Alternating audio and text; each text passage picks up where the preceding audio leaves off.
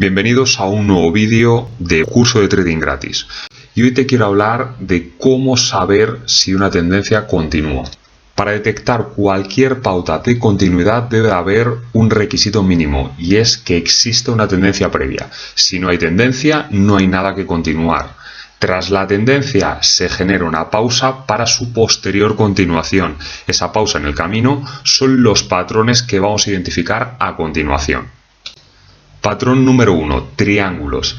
En el análisis técnico se diferencian entre triángulos ascendentes, descendentes, simétricos, expansivos, pero bajo mi punto de vista merece la pena memorizar el patrón, pero no el nombre, por lo que a todos les llamo exactamente igual para simplificar: triángulos. ¿Cuáles son las características de los triángulos? 1. Debe existir una tendencia previa. 2. Los máximos y mínimos cada vez son más estrechos. Otra opción es que los máximos sean cada vez más bajos y los mínimos iguales, formando una zona de soporte. También se da el mismo caso, pero al contrario, es decir, que se vayan formando una zona de resistencia y los mínimos cada vez más altos. 3. Necesitamos 4 puntos como mínimo para poder trazarlo. 4. El punto de unión le llamamos vértice. 5. La diferencia entre las dos líneas que salen de ese vértice le llamamos la base. 6. Al ser una figura de continuidad, la teoría clásica dice que tracemos una sola línea horizontal desde la base y en ella o sobre ella proyectemos la altura de la base, ya que si el precio rompe esa línea horizontal es altamente probable que llegue hasta el objetivo marcado como mínimo. Mi recomendación es que traces siempre dos líneas horizontales y proyectes tanto hacia arriba como hacia abajo el tamaño de la base. En función de por dónde rompa el precio es por donde deberíamos entrar al mercado, es decir, corto o largo. Por lo tanto, puede darse el caso de que una figura de cambio sea una figura de continuidad o también, como es este caso, una figura de continuidad se convierta en una figura de cambio. Por último, verás en muchos libros que una figura, en vez de triángulo, se le llama cuña, bandera, banderín, gallardete. La diferencia teórica es que, unas apuntan hacia un lado y otras hacia otra. Sin embargo, en la práctica no cambia prácticamente nada. Por lo tanto, insisto, olvídate de los nombres, llámale a todo triángulo y memoriza el patrón para reconocerlo y actuar lo más rápido posible. Patrón número 2. Banderas. En principio es un patrón de continuidad, sin embargo, se puede convertir en un patrón de cambio en ciertos momentos. La tendencia previa debe ser muy vertical y a esa le llamamos mástil. ¿Cuáles son las características de la bandera? La primera, pues como acabo de comentar, debe existir una tendencia previa. Esa es la que debe ser muy vertical y la llamaremos mástil. El segundo punto, los máximos y los mínimos se mantienen en niveles aproximados formando una especie de rectángulo. Tercero, necesitamos 4 puntos como mínimo para trazar ese rectángulo, para trazar dos líneas, una por arriba y otra por abajo. 4. Al ser una figura de continuidad, la teoría clásica dice que tracemos solamente una línea horizontal desde el final del mástil y a partir de ahí proyectemos la altura de este, ya que si el precio rompe esa línea horizontal es altamente probable que llegue hasta el objetivo marcado como mínimo.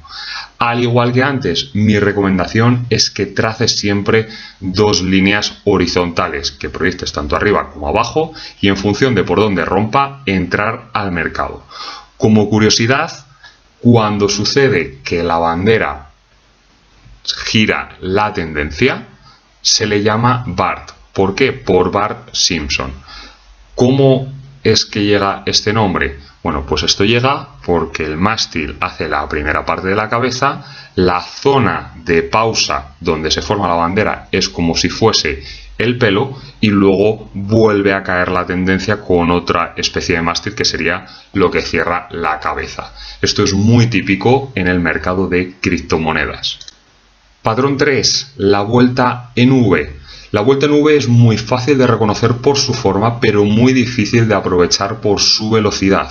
Las características principales son 1, que aumenta mucho el volumen, 2, que caiga el precio verticalmente hasta un punto, 3, que rebote en ese punto y recupere el 100% de la caída. Las vueltas en V pueden ser un patrón tanto de continuidad como de cambio de tendencia, pero dependiendo de hacia dónde vaya esta.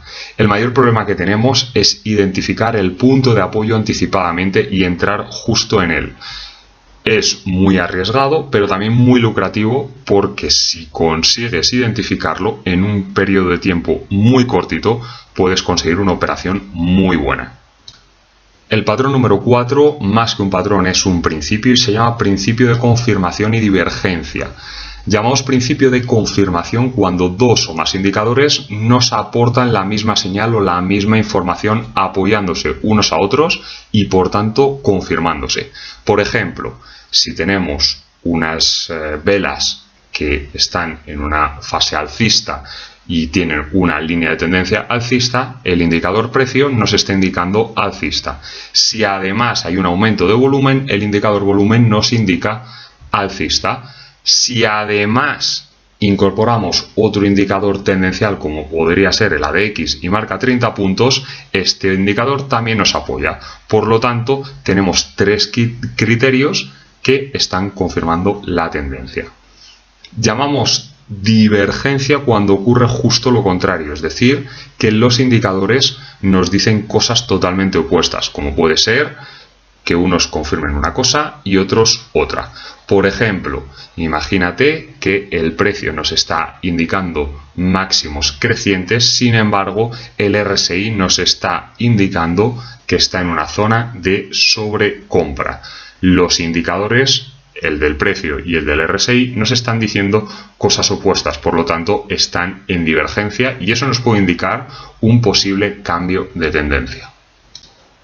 Por último, recomendaciones para operar con estos patrones. Se puede operar tanto dentro de la figura o en su ruptura. Eso va a depender del espacio temporal en el que estemos. Por ejemplo, en day trading, bajo mi punto de vista, no es recomendable operar dentro de la figura, ya que la formación será muy pequeña y será muy arriesgado.